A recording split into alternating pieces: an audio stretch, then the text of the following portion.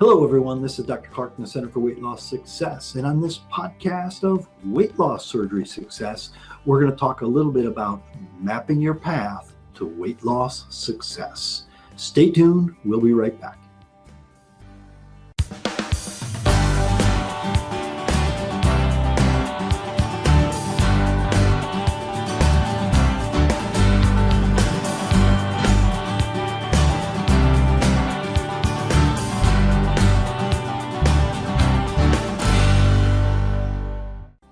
Welcome back, everyone. Again, this is Dr. Clark, and on this podcast, we're going to talk a little bit about mapping your path.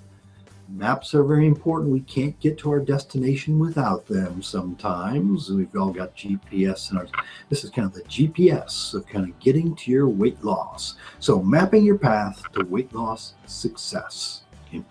Now, just a little overview here. Weight loss obviously is never easy. So planning and goal setting a very important part of this whole thing. You really need to have that vision, and I often refer to it as that postcard vision of where you want to be. And this is true really with any goal, anything we're trying to accomplish. Have that postcard vision, that vision of where you want to be, and then we need to be able to map out how we're going to get to that destination. So just like taking any trip, is that, okay, here's the end point where we want to be. How are we going to get there? And there are lots of different routes to getting there, whether we're taking the highway or whether we're taking the back roads in the scenic country. And there's often detours thrown in there. So we want to start mapping out all these little behavior changes that are going to keep you on track towards your goals. Okay? As we all know, this is what we want to do. We need to, the big thing, we want to lose weight. So I'm going to have to eat healthier and I have to be more active. All right, that's easy. Those concepts are very simple. But now, how are we actually going to get there? What are the specific goals that we want, and how are we going to map out to there? So you want to then, one, review your goals, and then continuously review those plans. And then remember, we're always here to help if you're struggling. Right? That's what we do here at the Center for Weight Loss Success. All right, so now kind of start figuring out this plan or this path. Okay, you do need to make sure you're doing this for the right reasons. Weight loss, and really any goal, should not be done for other people. You're doing this for yourself. You can't be doing it because my wife thinks I ought to do it. You can't be doing it because my doctor told me I should do it. It's like, no, this needs to be important to you. If it's not, you're not going to put your best effort into it. So the reasons really have to be important to you.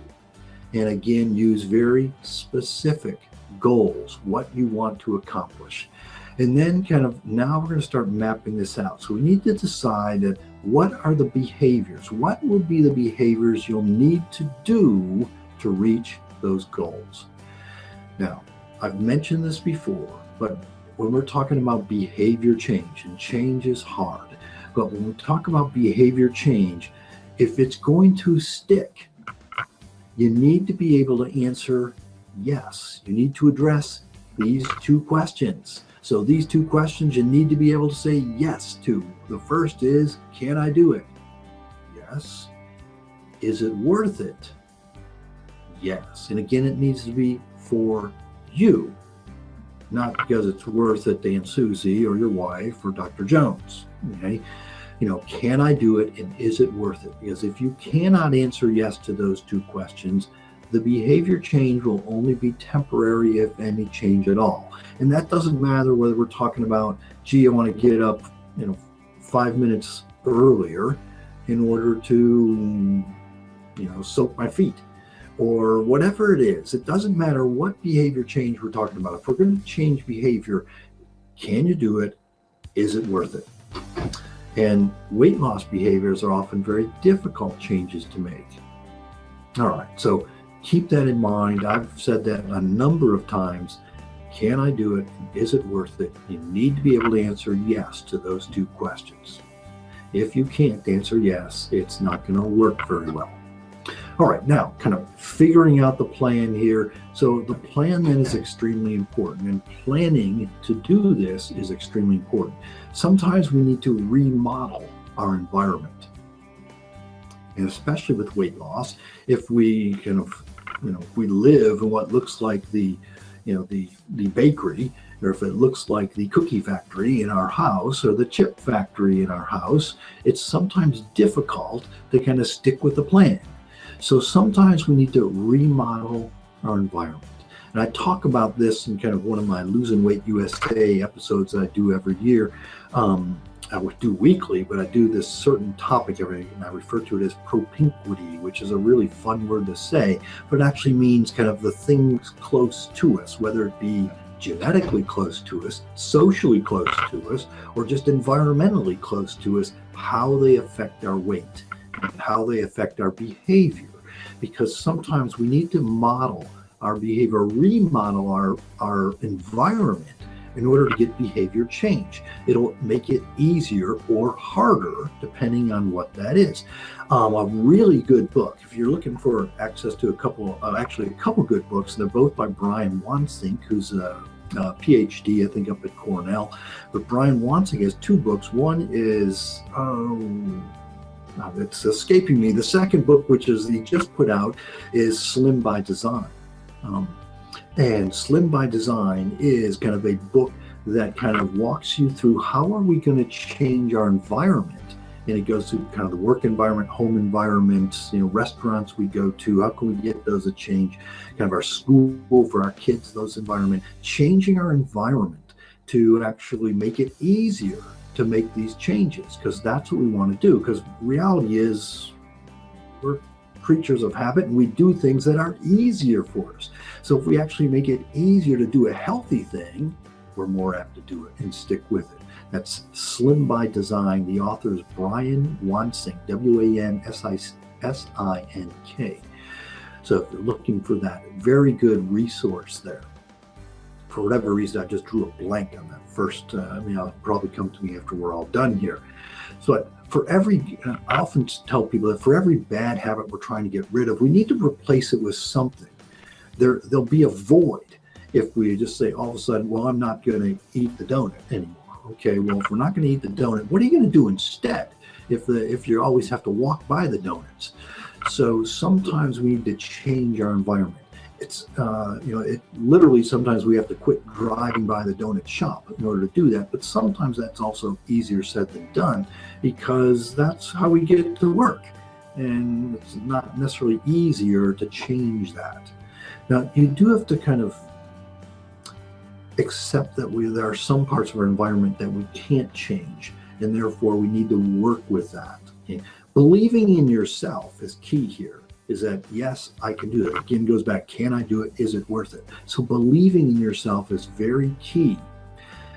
And don't expect to be perfect. We're not perfect machines. If it was, this would be easy. We just say, okay, we'd set ourselves that we're going to do this each day, and we'd be this machine that goes through this routine. It doesn't work that way. We're not going to be perfect. We fall off the wagon, but just realize that we're going to do the best we can. And that's all you can do, is do the best you can. Now, as we're working on this plan, we're going through this plan, we need to also track our progress. And for weight loss, that means you need to step on the scale. Okay, so you have to step on the scale. A lot of people will like, well, I'm going to, see how my clothes fit me and how I feel and things like that. I might pinch an inch, whatever it is. And stepping on the scale is the best monitor there. So step on the scale. Now, the best time to step on the scale is early in the morning. So what I encourage people to do is get up in the morning, and getting ready to take a shower, step on the scale. And you're going to do it. You're naked. That's your most accurate weight of the day. Typically, it's your best weight of the day. So if you weigh yourself later in the day, typically you may find, hey, my weight's actually going up a little bit. Because as we go through our day, we typically do retain water. And that's a normal thing to happen. We typically have our best weight usually early in the morning. So I often encourage people, one, weigh yourself routinely. But number two is, if you didn't weigh yourself in the morning, don't bother. There's certainly no sense in weighing yourself multiple times through the day. That makes no sense at all. But weigh yourself routinely. I think getting in the habit of weighing almost daily is a good idea. Certainly with our surgical patients, or if your weight tends to change very quickly, if you just say, well, I'm going to weigh myself once a week. Well, it's actually really easy to get way off track in a week's period of time.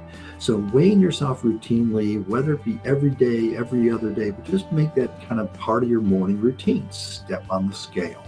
Okay? Don't skip breakfast. So for tracking our progress, these are some simple things I really like people to work on. Don't skip breakfast. A good protein source for breakfast. So this is a good time to potentially use that protein shake. Get that 20 to 30 grams of protein in the morning. You want it to be a fairly low carbohydrate breakfast.